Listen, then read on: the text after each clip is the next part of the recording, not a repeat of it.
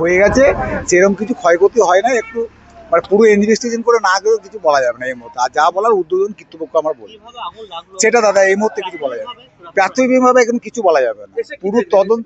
আমরা এসে দেখলাম একটা ধোঁয়া বেরোচ্ছিল, আমরা আগুন দেখতে পাই না, ধোঁয়া স্মোকটা প্রচন্ড হারে ছিল। একটা কাজটা ভেঙেছি, আগুনটা আমরা দেখতে পাই না, আগুনটা হয়তো একটু আগেই লেগেছিল আর কি। পুরো ইনভেস্টিগেশন না করে কিছু বলা যাবে না এই মুহূর্তে। সেটা দাদা আমরা কিছু বলতে পারবো না, পুলিশ আছে, তারা দেখবেন, তারা ইনভেস্টিগেশন করবেন, তারাই বলবেন।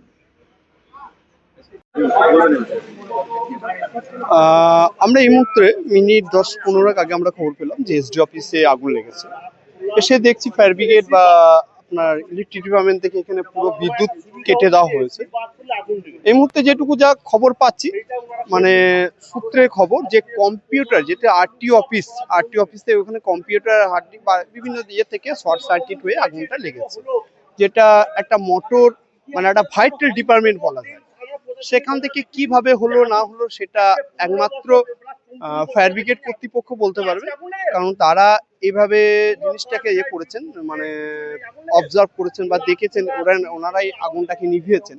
একমাত্র তারাই সদুত্তর বলতে পারবে, দিতে পারবে যে কিভাবে আগুনটা লেগেছে, শর্ট সার্কিট থেকে হয়েছে না এর মধ্যে অন্য কোনো গন্ধ আছে।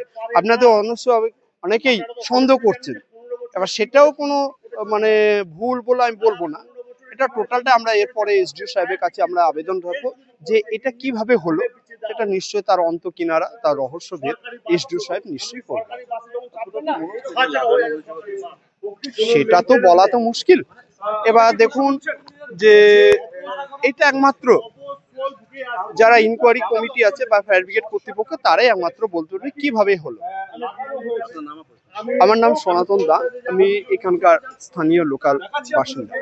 এখানে যারা নাইট গার্ড ছিল, ঠিক আছে, তারা এখন খবর দিয়েছি, আমরাও এসেছি, ফায়ার ব্রিগেড এসছে, ফায়ার ব্রিগেড আগুন নেভালো।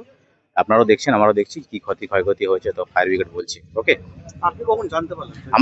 আমরা যখন জানতে পারলাম, তারপরে সঙ্গে সঙ্গে ফায়ার ব্রিগেড আসলো, আমরা একসাথেই ঢুকলাম রাত্রেবেলা।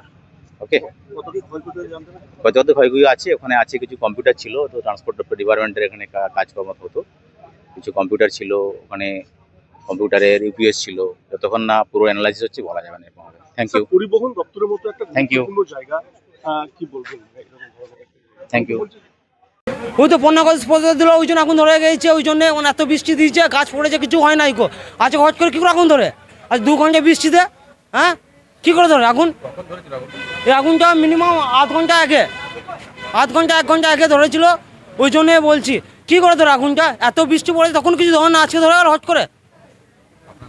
আমার নাম অজয় নন্দী।